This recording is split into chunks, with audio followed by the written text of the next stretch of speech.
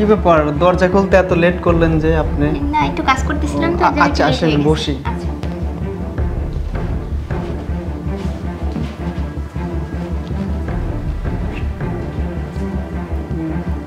ভালো আছেন? এই তো ভালোই আছি। আর আজকে আপনি আসছেন, খুবই ভালো লাগতেছে। আর বাসায় তো আমার মা বাবাও নেই, সবাই বাইরেই চলে গেছে। ও, তার মানে বাসায় আপনার আব্বা মা কেউ নেই? না না। আচ্ছা তাহলে আমি আজকে আসি। আচ্ছা যাবেন কেন? একটু বসেন, দুজনে একটু গল্প করি। না দেখেন, আসলে বাসায় কেউ নেই, এইভাবে যদি আপনাকে আর আমাকে গল্প করতে দেখে তাহলে সবাই খারাপ ভাববে। তার কি কাম আছে, আমি আজকে উঠি, অন্য একদিন আসবো। হ্যাঁ আচ্ছা, একটু একটু সময় বসেন, দুজনে একটু গল্প করি, তারপরে না হয় চলে যান। আচ্ছা ঠিক আছে।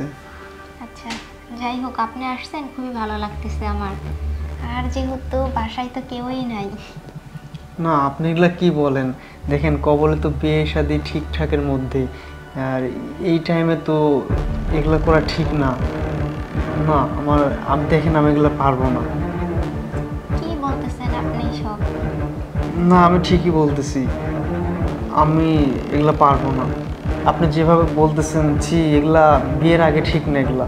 আচ্ছা শুনেন না, যেহেতু বাসায় কেউ নাই, তাহলে আমরা তো একটু এনজয় করতেই পারি। আরে আপনি হাত ধরেন কেন? ছি, বিয়ের আগে এগুলা করা ঠিক না, আপনি কি বোঝেন না? আরে এখনকার বিয়ের আগে তো সবাই সবকিছু করে, আপনি এরকম করতেছেন কেন? না না, আমার এগুলা সম্ভব না। আপনি বোঝেন না কেন? বিয়ের আগে এগুলা করলে পরে মানুষ খারাপ ভাববে।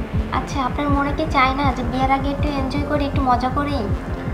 মনে সব কিছুই চায়, বাট আমি তো একজন মুসলিম ছেলে, আর মুসলিম ছেলেদের কর্তব্য এটা না। বিয়ে শাদী করার পরে এগুলা ঠিক আছে, জায়েজ, কিন্তু বিয়ে শাদী আগে এগুলা করলে পরে এটা হারাম হবে। আর আমি চাই না যে হারাম সম্পর্ক আপনার সাথে আমার জড়িত হয়ে যাক। আচ্ছা এক কাম করুন, এই আপনার আব্বা আম্মা আসলে তখন নয় আমি একদিন আসবো, আজকে আমি উঠি। প্লিজ আপনি আমার এদিকে আসবেন না, ওইদিকে যান। না না না, আচ্ছা আপনার আব্বা আম্মা আসলে আমি একদিন আসবো, থাকেন থাকেন।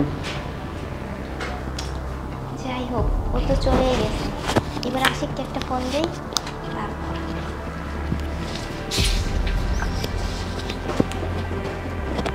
হ্যালো, হ্যাঁ আশিক, তুমি কোথায়? তাড়াতাড়ি চলে আসো, বাসায় কেউ নাই। হ্যাঁ হ্যাঁ, বাবা মা কেউই নাই, শুধু আমি একাই আছি, তুমি তাড়াতাড়ি চলে আসো। আচ্ছা ঠিক আছে। যাই হোক, এবার আশিক আসো, তারপর দেখি ব্যাপারটা কি হয়।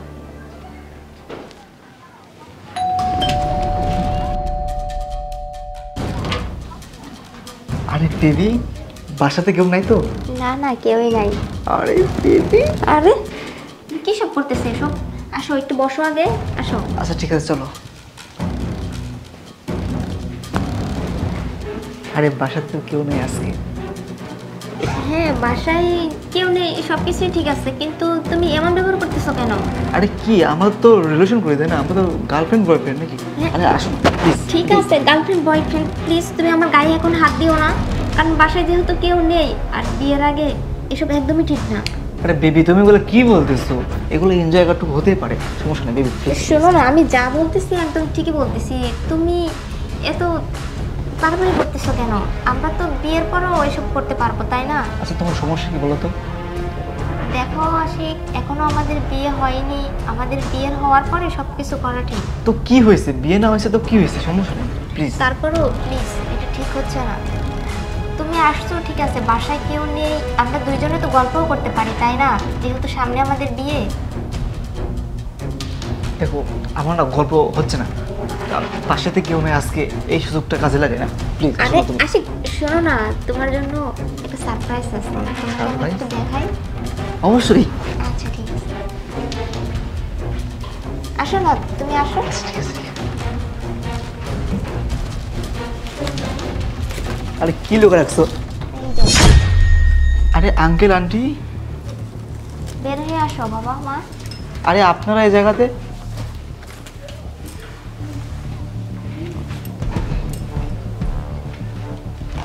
আমরা এই জায়গায় থাকবো না মানে? আমার মেয়ে বড় হয়েছে, আমার মেয়েকে ভালো পাত্র হিসাবে কাকে আমার চাই এটা তো আমাদের পরীক্ষা করে দেখা উচিত, তাই না বাবা? আর তুমি যেরকম আচরণ করলা, এটাকে ঠিক করলা?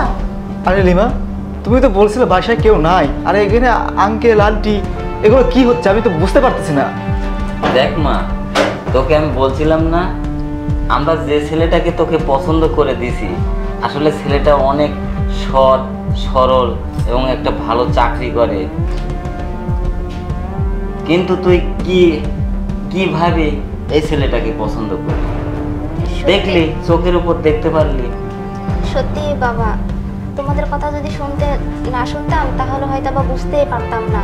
আর ওর সাথে বিয়ে হয়ে গেলে তো আমার অনেক বড় সর্বনাশ হয়ে যেত। যাই হোক বাবা, তোমার কথাটা শুনে সত্যি আমি খুবই খুশি। আমি আর তোর আম্মু ওই ছেলেটাকে অনেক দিন ধরে আমরা চয়েস করে রাখছি এবং পছন্দ করি। আর বাপ মাও যেটা পছন্দ করে না, সেটা মেয়েদের জন্য ভালোই হয়।